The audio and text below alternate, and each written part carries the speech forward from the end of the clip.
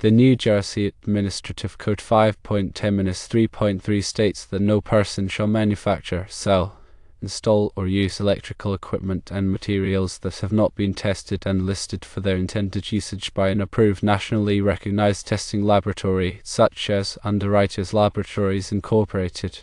Section 334.12 of the National Electrical Code states that NM cables shall not be installed in unfinished attics or roof spaces, or in concealed spaces or finished attics and roof spaces accessible only by the use of permanent stairs or ladders. Section 110.26 of the National Electrical Code states that electrical equipment shall be installed in a neat and workmanlike manner and that working space shall not be less than is specified by this code.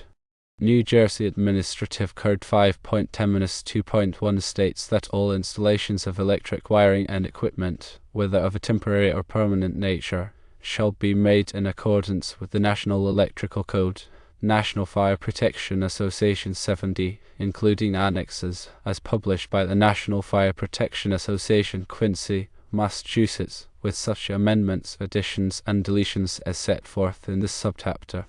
The New Jersey Electrical Code, which is based on the National Electrical Code, allows the use of non-metallic sheath cables and drop ceilings, but with the important caveat that the cable must be secured to prevent movement. This is a key distinction from the National Electrical Code in some interpretations.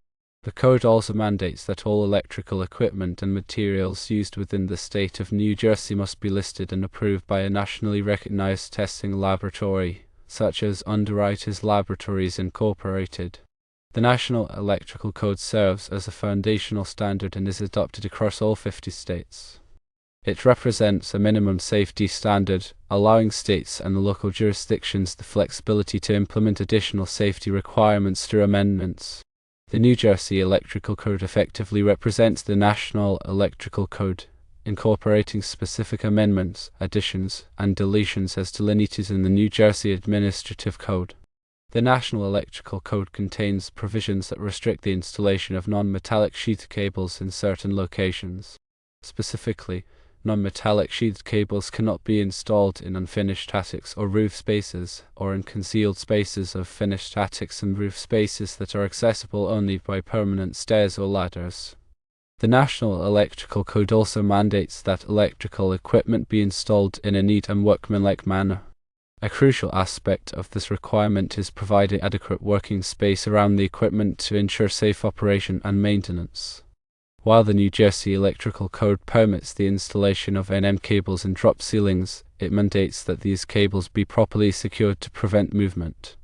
This requirement aims to maintain the integrity of the installation and prevent potential hazards.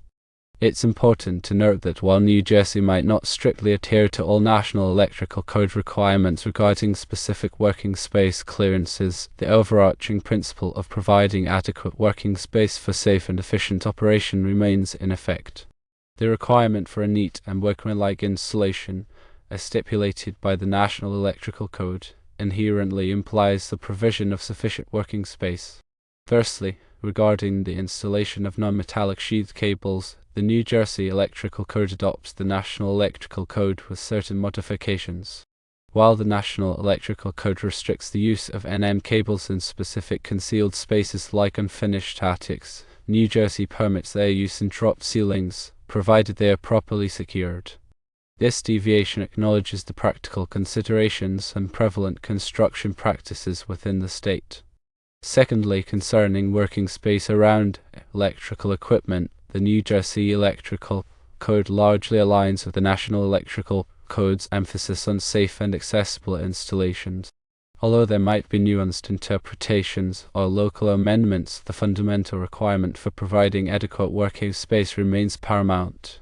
This ensures that electricians and other qualified personnel can safely and effectively install, maintain, and repair electrical equipment. The key takeaway is that electrical installations must be performed in a neat and workmanlike manner, which inherently includes providing sufficient space for safe access and operation. Thirdly, it is essential to always consult the most recent version of the New Jersey Administrative Code and local amendments to ensure full compliance with the prevailing regulations. The New Jersey Electrical Code is the National Electrical Code as modified by the New Jersey Administrative Code. The allowance of NM cable in drop ceilings hinges on securing the cable to prevent movement. This is a critical safety consideration to avoid strain on connections and potential damage to the cable. The NEC requirement for neat and workmanlike installation encompasses not only the physical appearance of the wiring but also its functionality and safety. This includes proper support, protection from physical damage, and clear identification of circuits. While the state may have amendments or interpretations that differ from the National Electrical Code, the core principles of electrical safety must always be upheld. The National Electrical Code serves as a minimum standard, and any local amendment should enhance, not diminish, the overall safety of electrical installations.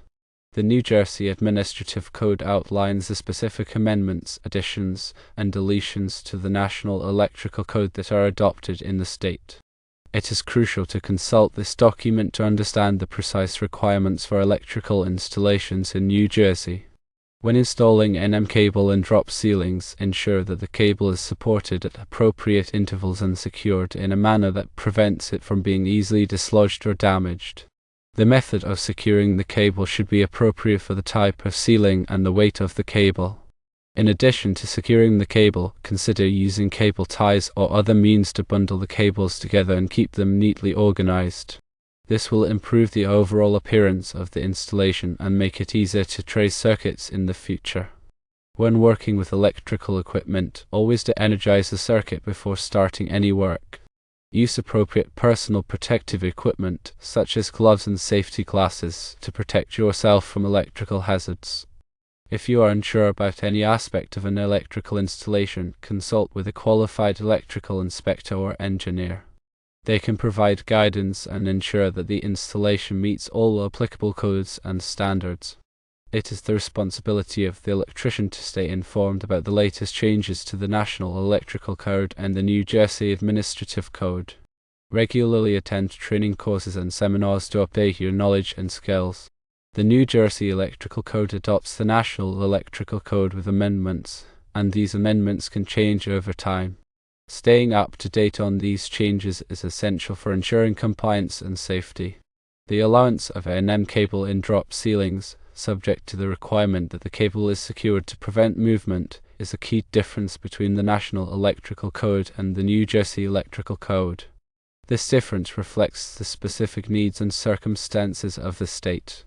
When installing electrical equipment, ensure that you provide adequate working space around the equipment to allow for safe access and maintenance.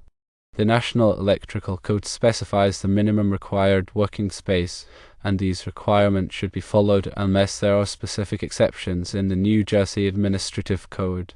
In addition to complying with the National Electrical Code and the New Jersey Administrative Code, it is also important to follow any local codes and ordinances that may be in effect. Local jurisdictions may have additional requirements for electrical installations, and it is your responsibility to be aware of these requirements. When installing electrical wiring, use only approved materials and equipment that are listed by a nationally recognized testing laboratory, such as Underwriters Laboratories Incorporated. Using substandard materials can compromise the safety of the installation and increase the risk of electrical shock or fire. Before starting any electrical work, obtain the necessary permits from the local building department. This will ensure that the installation is inspected and approved by a qualified electrical inspector. When working with electrical circuits, always use a voltage tester to verify that the circuit is de-energized before starting any work. This will help to prevent electrical shock. If you are not comfortable working with electrical circuits, hire a qualified electrician to do the work for you. Electrical work can be dangerous, and it is important to take precautions to protect yourself. Always double-check your work to ensure that all connections are tight and that all wires are properly insulated. Loose connections and exposed wires can create a fire hazard. When running electrical wiring through walls or ceilings, use appropriate cable clamps or staples to secure the wiring. This will prevent the wiring from being damaged or dislodged. When terminating electrical wires, use the correct type of wire connectors for the application. Using the wrong type of wire connectors can lead to loose connections and overheating. When installing electrical fixtures, follow the manufacturer's instructions carefully. This will ensure that the fixture is installed correctly and safely. When replacing electrical devices, such as switches or receptacles, use devices that are rated for the voltage and amperage of the circuit. Using devices that are not properly rated can create a fire hazard. When installing electrical panels, ensure that the panel is properly grounded. Grounding the panel will help to protect against electrical shock. When working with electrical equipment, be aware of the potential hazards and take steps to protect yourself. Electrical work can be dangerous, but by following safety precautions, you can minimize the risk of injury. The National Electrical Code is updated every 3 years, and it is important to stay informed about the latest changes. The New Jersey Administrative Code is also updated periodically, so it is important to check for updates regularly. The New Jersey Electrical Code is the National Electrical Code, with amendments, additions, and deletions as set forth in the New Jersey Administrative Code. It is essential to have a clear understanding of both codes. Regarding the securing of NM cable in drop ceilings, approved methods include using cable ties, straps, or other fasteners that are specifically designed for securing cables to ceiling grids or supports. The securing method should prevent the cable from sagging or moving excessively. The working space requirements in the National Electrical Code are intended to provide sufficient room for electricians and other qualified personnel to safely work on electrical equipment while it is energized. The specific working space requirements vary depending on the voltage of the equipment and the presence of any exposed live parts. In addition to the minimum working space requirements, the National Electrical Code also requires that there be clear access to electrical equipment. This means that there should be a clear path to the equipment, free from obstructions. The National Electrical Code also requires that electrical equipment be properly labeled. This includes labeling the equipment with its voltage, amperage, and other important information. The New Jersey Electrical Code may have additional labeling requirements. When installing electrical equipment, ensure that you follow all applicable codes and standards. This will help to ensure that the installation is safe and reliable. If you have any questions about the New Jersey Electrical Code or the National Electrical Code, consult with a qualified electrical inspector or engineer. They can provide guidance and ensure that your electrical installations meet all applicable requirements. Remember that safety is always the top priority when working with electricity. Take the time to learn about the potential hazards and take steps to protect yourself. This includes ensuring proper grounding, using appropriately rated devices, securing cables, providing adequate working space, and following all other requirements for safe electrical installations. The differences between the National Electrical Code and the New Jersey Electrical Code, specifically regarding NM cable in drop ceilings and working space requirements, highlight the importance of understanding the specific regulations in your jurisdiction. Always consult the latest versions of the applicable codes and standards to ensure compliance and safety.